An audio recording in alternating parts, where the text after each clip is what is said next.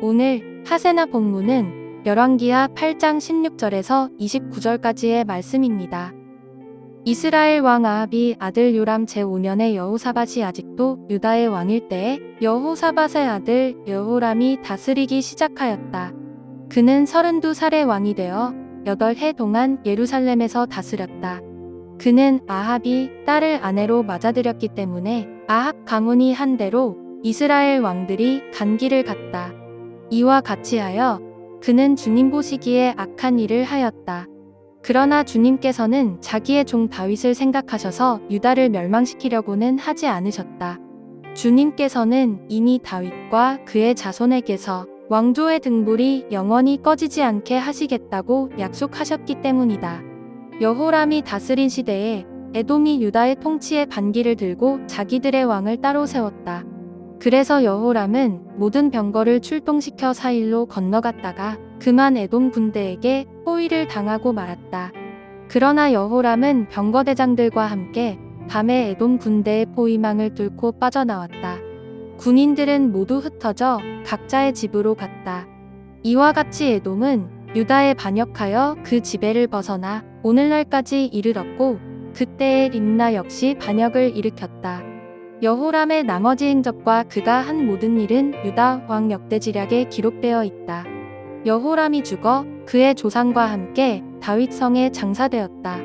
그의 아들 아하시야가 그의 뒤를 이어 왕이 되었다. 이스라엘의 아합 왕의 아들 요람 제12년에 여호람의 아들 아하시야가 유다 왕이 되었다.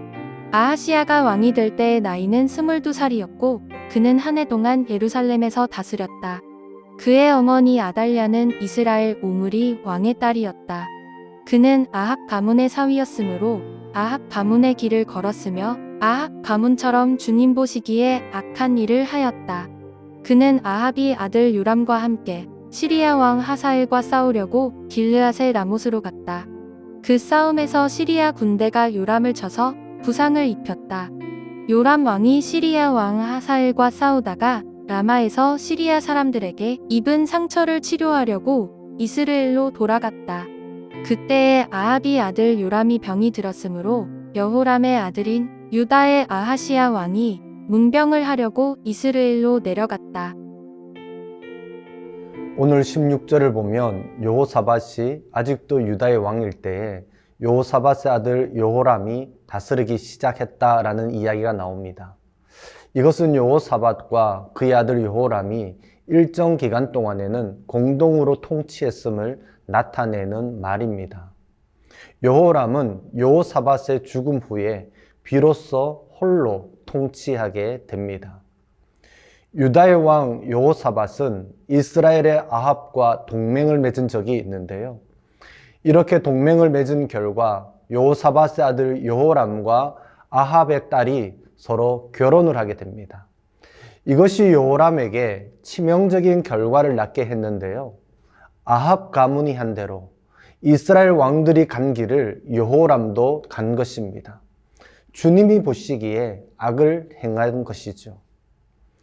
여기서 우리는 여호람도 북이스라엘의 어느 왕 못지않게 우상 숭배에 몰두했음을 보게 됩니다.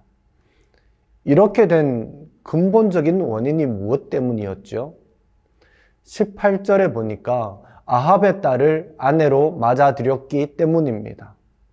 여호람이 하나님을 버리고 우상 숭배에 빠지게 된 배후에는 아합 가문의 영향력이 컸다는 것을 나타내는 것입니다. 여호람이 이렇게 아합의 길을 갔음에도 주님께서는 자기의 종 다윗을 생각하셔서 유다를 바로 멸망시키지는 않으셨습니다. 왜냐하면 주님께서는 이미 다윗과 그의 자손에게서 왕조의 등불이 영원히 꺼지지 않게 하시겠다라고 약속하셨기 때문입니다. 다만 여기서 우리가 주의해야 할 부분은 분명 유다에 대한 특별한 은혜가 있기는 하지만 그것이 여호람이 저지른 죄를 묵인한다는 것을 의미하지는 않는다라는 것입니다. 여호람은 죄에 대한 대가를 치르어야 했습니다. 23절에 보면 여호람의 나머지 행적과 그가 한 모든 일은 유대왕 역대지략에 기록되어 있다라고 나오는데요. 역대하 21장에 기록되어 있습니다. 여호람은 자신이 왕위에 오르자마자 그의 모든 아우들과 이스라엘 방백들 중에 몇 명을 칼로 죽입니다. 또한 유다의 여러 산에 산당을 세워 예루살렘 주민으로 하여금 음행하게 하고 미혹하게 했습니다. 더 나아가서 여호와를 버렸다라고 기록합니다. 그 결과 여호람은 능히 고치지 못할 병이 그 창자에 들어 심한 병으로 죽게 되죠. 오죽했으면 백성들이 그들의 조상들에게 분향하던 것 같이 여호람에게는 분향도 하지 않았다라고 기록합니다. 여호와를 버리고 우상을 따른 자의 비참한 말로를 보여주는 한 신뢰인 것이죠.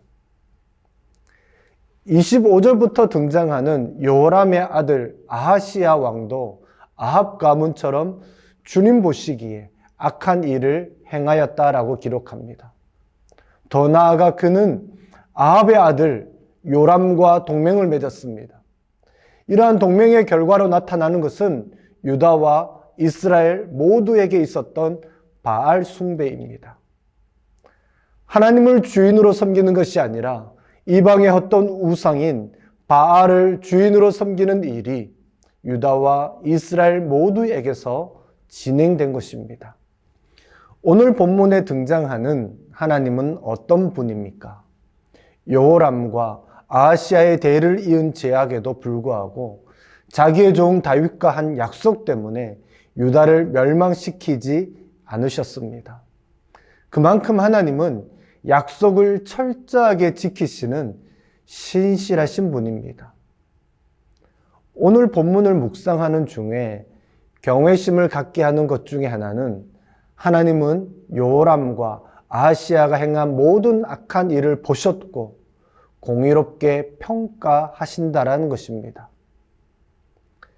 세상의 모습은 어떻습니까? 여기서 우리는 아합 가문의 영향력이 얼마나 큰지를 보게 됩니다.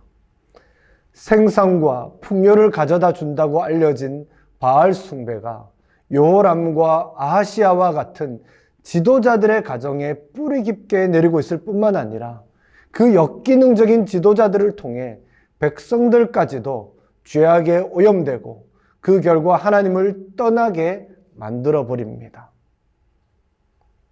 이러한 세상 속에서 나는 그리스도인으로서 어떻게 살아야 할까요? 하나님은 우리에게 하신 약속을 신실하게 지키는 분이셨습니다. 그렇다면 나 역시 하나님께 한 약속을 신실하게 지키며 살아야 할 것입니다. 하나님은 감찰하시는 분이시라면 우리는 매일의 삶 속에서 하나님 보시기에 부끄럽지 않은 생각과 말과 행동을 해야 할 것입니다. 마지막으로 베드로후서 3장 9절을 기억하시면 좋겠습니다. 주의 약속은 어떤 이들이 더디다고 생각하는 것 같이 더딘 것이 아니라 오직 주께서 너희를 대하여 오래 참으사 아무도 멸망하지 아니하고 다 회개하기에 이르기를 원하시느니라. 아멘. 오늘의 하시전은 대중교통을 이용하는 것입니다. 지구 환경을 생각하고 출퇴근길에 대중교통을 이용해 탄소 배출 줄이기 운동에 동참해 봅시다. 오늘의 하시죠. 함께 하시죠.